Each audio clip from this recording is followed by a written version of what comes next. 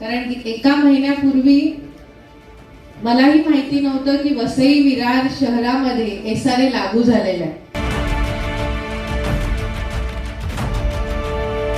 बात तो ऐसी है कि ग्रास रूट का कार्यकर्ता अगर MLA बनता है या खासदार बनता है, उनको हर चीज़ की जानकारी होती है। अभी चांदी का चम्मच लेकर पैदा होके आए हुए लोगों को और किसी की लहर में जीते हुए लोगों को ये बात तो पता होती ही नहीं है। भारत जो तोड़ी गई, सवाल सीधा है कि उसमें जो रहवासी थे वो बेघर हो गए। क्या वहाँ पर SRA स्कीम के तहत नियम लागू होगा या उनको लाभ मिलेगा या नहीं? अभी मेरे पास उसकी जानकारी नहीं है।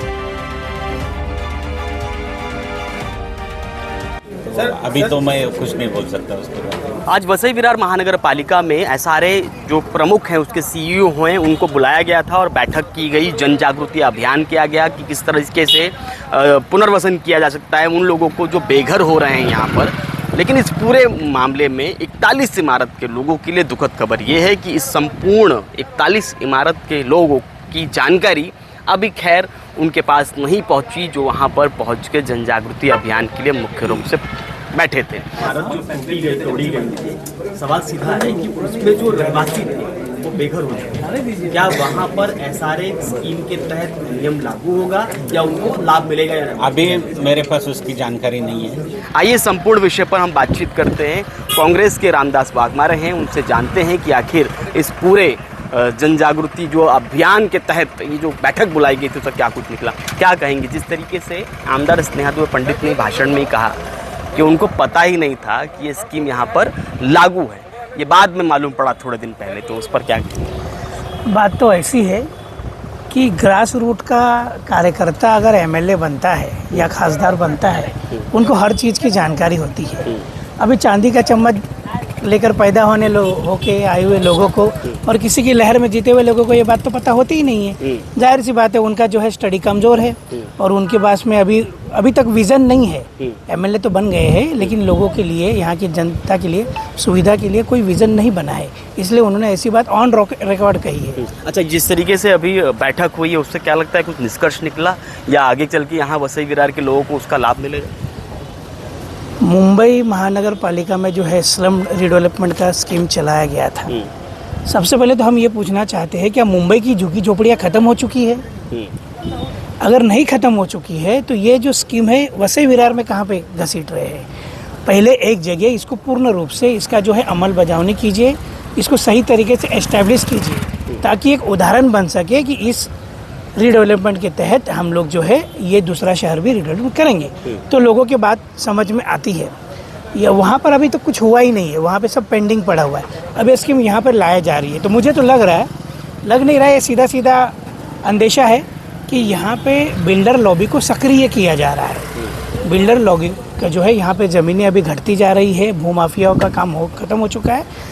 अब जो है इनको रीडेवलपमेंट के नाम से फिर से इनको बिल्डर लॉबी को एक्टिवेट किया जा रहा है। लेकिन यहाँ पर पत्रकारों ने जो सवाल पूछा, 41 बिल्डिंग में रहने वाले जो लोग थे उनका पुनर्वसन, जिनको विस्थापित किया गया एक प्लानिंग के तहत, सरकारी महानगर पालिका प्रशासन जो इसमें उतनी ही जिम्मेदार और आरोपी भी है जितना आरोपी BVA का नगर सेवक सीताराम गुप्ता है, या उनका कहना है कि हमने केवल प्लॉटिंग की, तो मानते हैं कि अन्य लोगों ने वहाँ पे बनाए।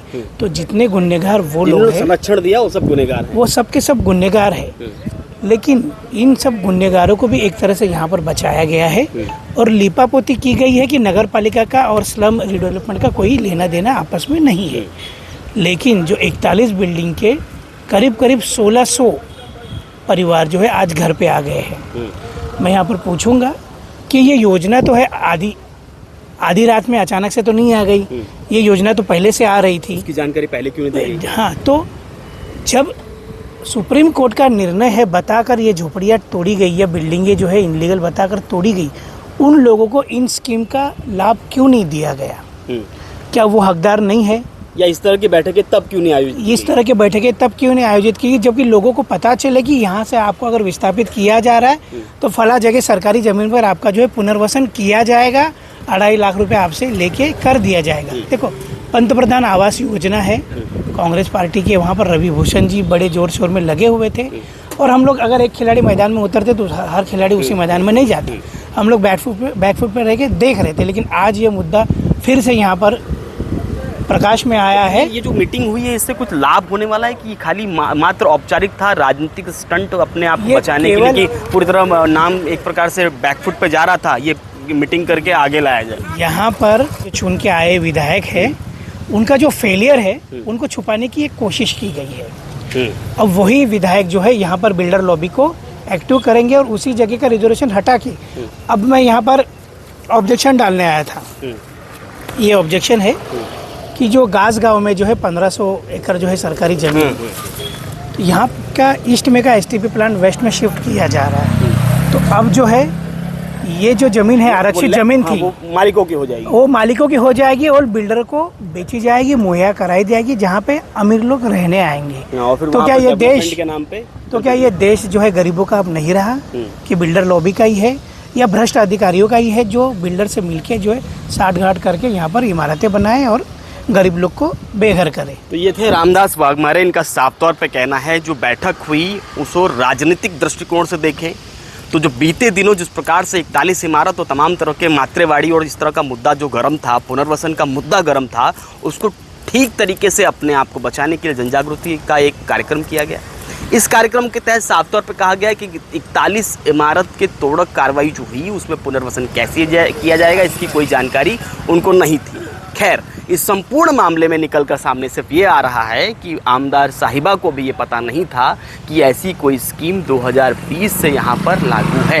ये बात हम नहीं, ये उनका भाषण कह रहा है जो उन्होंने इस कार्यक्रम में शुरू होते वक्त ही कहा। अब सवाल ये है कि 2020 का जो संविधान के तहत जो महानगर पालिका में नियम लागू हो चुका है वो मैडम को पता नहीं, यानी लोग बेघर हो जाएं उसके बाद इस तरह की मीटिंग बुलाई जाए। खैर, अब देखना ये होगा कि इस संपूर्ण मामले में जब कांग्रेस के लोग तमाम विपक्षी दलों के साथ साथ यहाँ के रहवासी जो हैं वो लगातार आवाज़ उठा रहे हैं, तो अब उनको न्याय मिलेगा या वाकई में इस तरह की मीटिंग्स और मीटिंग्स करके बात को ख़त्म कर दिया जाता है।